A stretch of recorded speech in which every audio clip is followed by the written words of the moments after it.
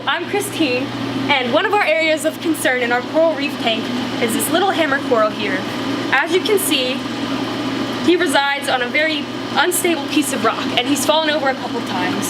So we have decided to engineer a piece of live rock that will lock the two pieces of rock into place like a puzzle, providing it with a more stable environment. So I'm just taking our measurements. Here we have 8 centimeters by 10 centimeters by 6 centimeters. Hi, I'm Brett. I'm Andrew. And we're working on the live rock mold for our Coral and Refugium tanks. Over here, we're working on the mold for our Refugium tank. We have a reef lobster who hides in the back of our tank behind a river rock we have in there, but it actually serves us no real purpose. So what we're doing is building a live rock mold. The live rocks are going to have benefits for the tank. It's going to have calcium, and it can hold bacteria and things that are good for the tank. So we're going to build one of these of our own to replace it with. Christine just showed you our hammer coral, and now we're engineering a piece of live rock that will lock the two other pieces of live rock where it currently is, providing it with a much more stable base. We dig the mold out of the sand like this. We dug these two ahead of time just to save some time.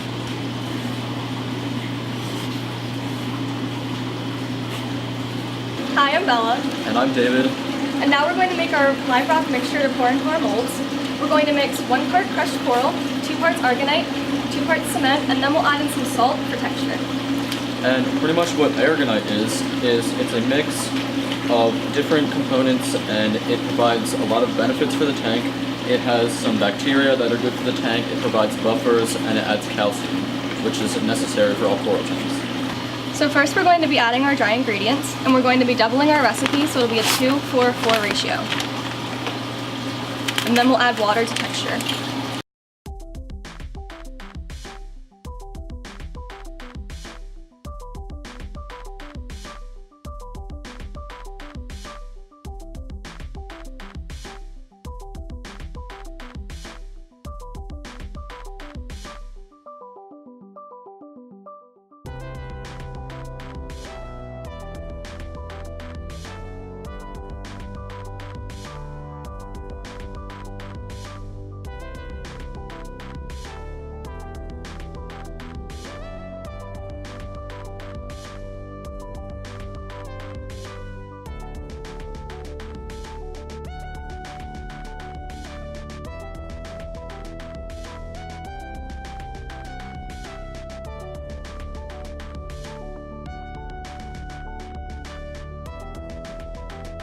So now we're going to add our water to texture.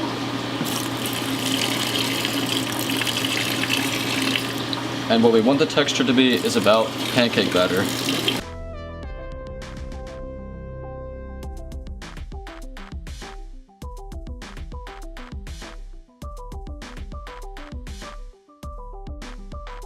Hi, I'm Trisha. Hi, I'm Jonathan. So we're adding salt to our live rock mixture so that when the live rock is actually placed in water, the salt will dissolve, forming cavities within the live rock for bacteria to reside and potentially other organisms. So our salt's fairly large in chunks about that big. That's too large for our cavities. So what we're going to do is wrap them in a towel and crush them into smaller pieces.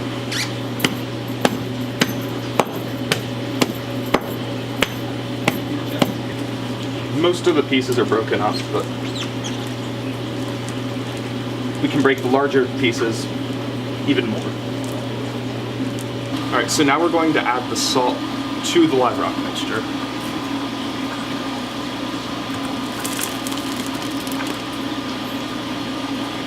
So now we're going to place some salt into our molds for texture.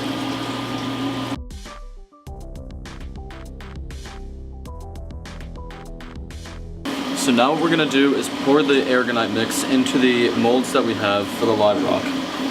And we're going to make sure to be doing it very lightly so that it doesn't settle, and that will create a bunch of air pockets that is good for the bacteria to hide in.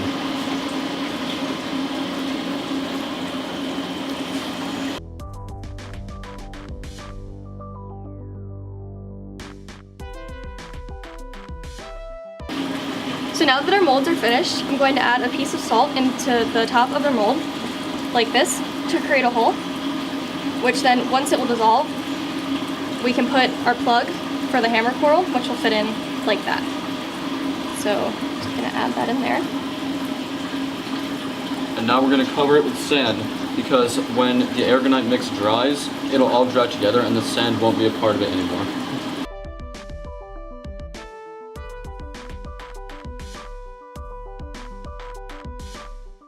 And now they'll just sit and dry for about 24 hours and we'll be taking them out. So this is our red reef lobster, Lamar, and right now it's feeding time. Previously we talked about him because we're making him also another live rock.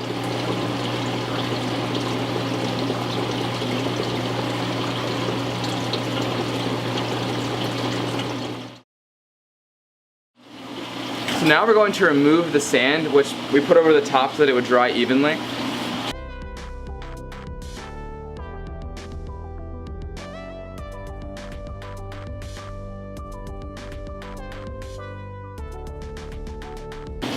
So here's the rough outline of one. It'll be washed off and then placed in a stream to wash all of the lye out. Because if the lye gets into our tank, it'll make our tank very basic and it'll kill all the animals in it.